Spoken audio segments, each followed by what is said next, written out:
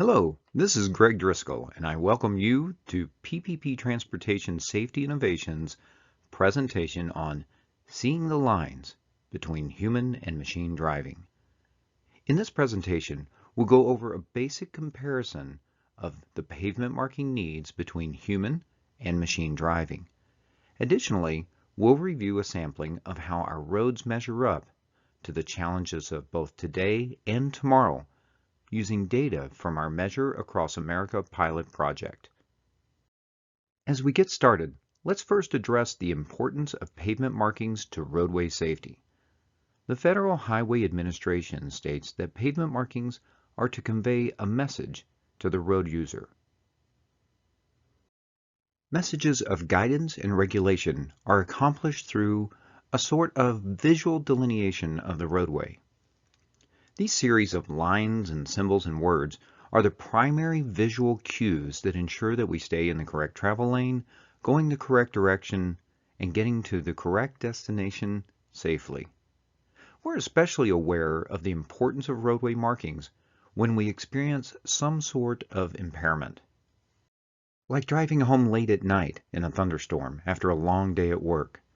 Where's the first place we look for safe navigation? That's right, down at the markings.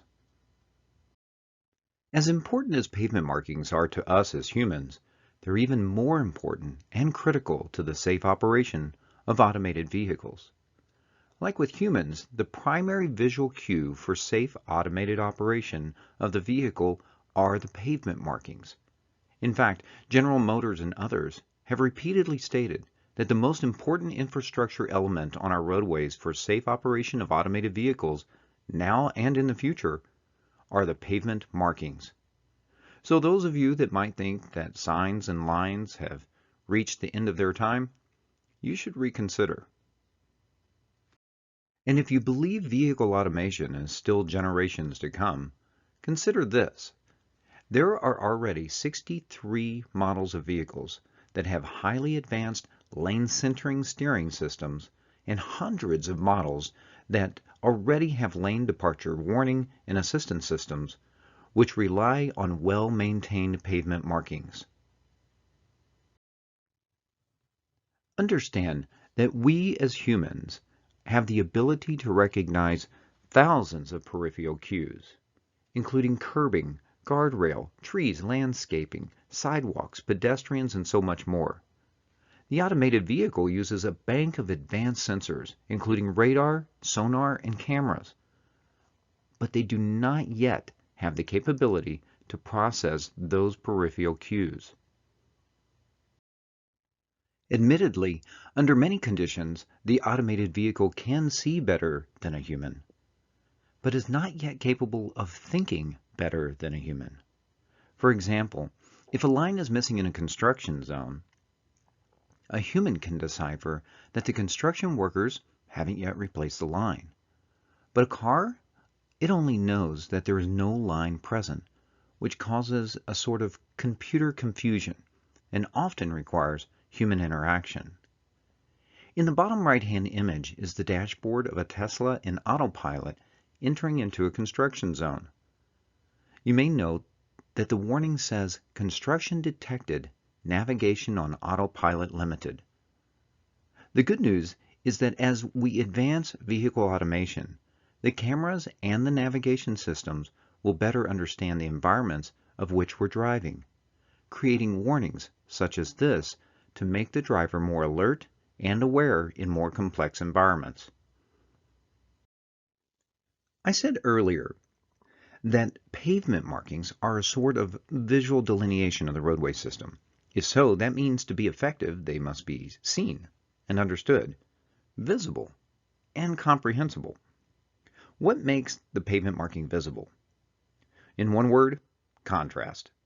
To be confidently identified by either human eyes or machine driving cameras, the markings must contrast enough with the surrounding pavement to clearly identify its meaning through its size, shape, and sometimes color. Contrast is a result of three primary factors.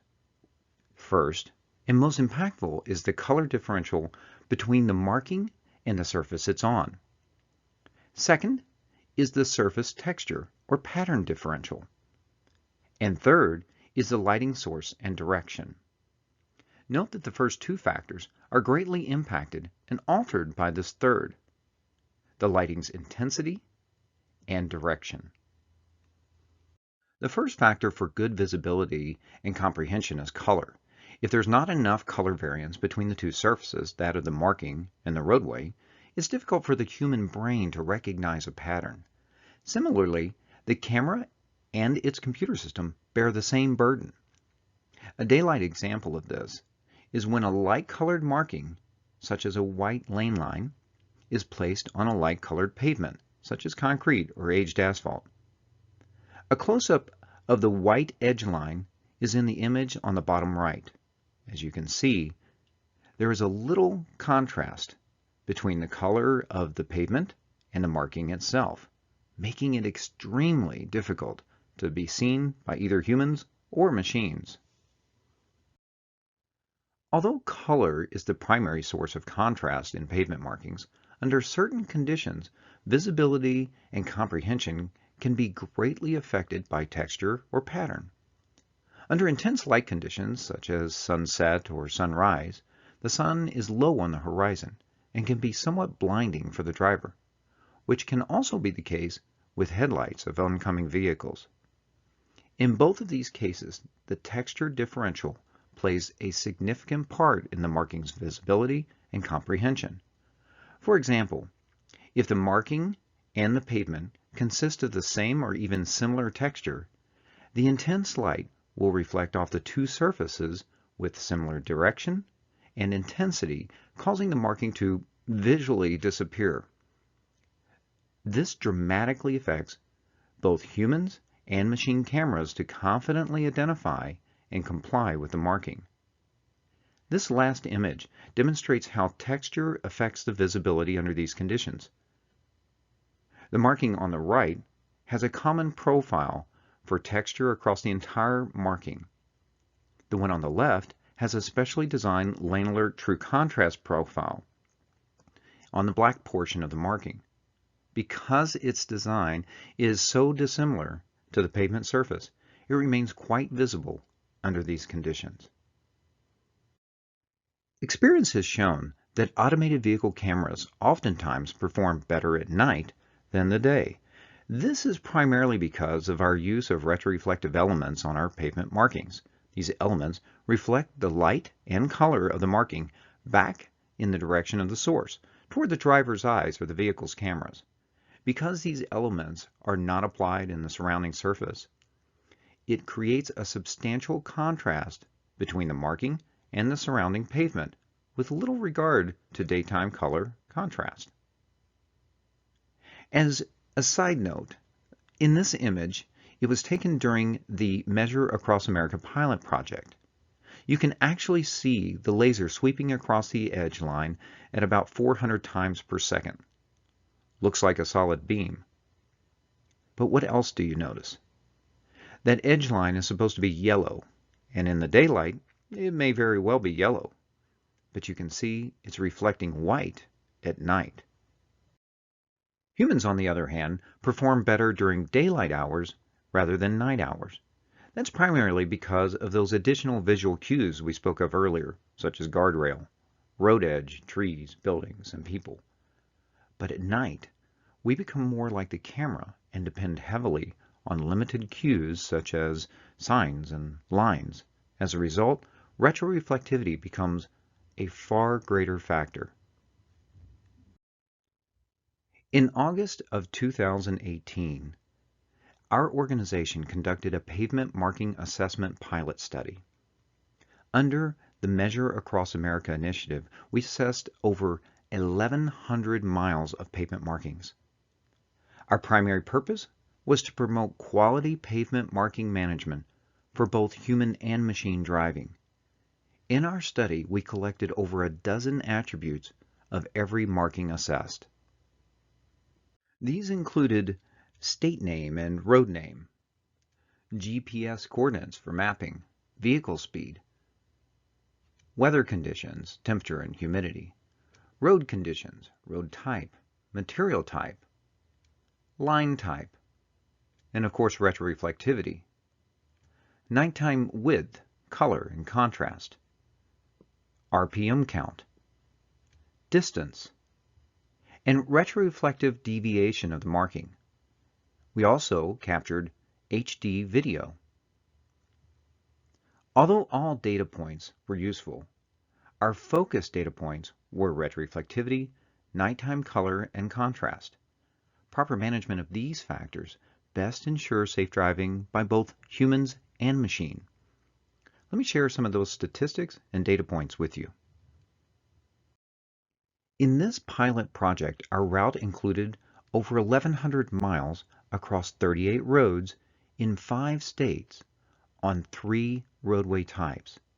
These roadway types included interstate and non-interstate. Our non-interstate miles were segmented in categories of under 50 miles per hour and over 50 miles per hour. This was done to be consistent with other roadway marking studies and consideration by Federal Highway Administration. Of the 1,100 plus miles, 152 were non-interstate under 50 miles per hour, 426 were non-interstate over 50 miles per hour, and 525 were interstate miles. As you can see, about half the miles assessed were interstate and the other half were non-interstate miles. This was to give us the ability to compare the roadway types. This chart shows the percentage of total miles assessed by state. Note that the bulk of the assessment was in the 3 states of Georgia, South Carolina, and North Carolina. The LaserLux G7 scans the markings at 400 times per second. Each sweep goes through a validation process. If the laser determines that the area scanned has a marking, it creates what's called a valid measurement or scan. In this assessment, the LaserLux G7 captured over 16 million valid scans. This is an average of 15,000 scans per mile. Obviously, 16 million data points is a lot of data. So we set the LaserLux G7 to average these measurements every 0.05 miles or 264 feet. Normally, this is set at a much higher 10th mile increment for larger highways and interstates. However, local roads and smaller highways have many marking interruptions, such as medians, turn lanes, and intersections. For this reason, we decided to tighten the average to this 0.05. Of the 16 million valid scans, 8.5 million of these scans were interstate. 5 million were of non-interstate over 50 miles per hour. And the remaining 3 million were on non-interstate under 50 miles per hour. One of the primary data points assessed was, of course, retroreflectivity.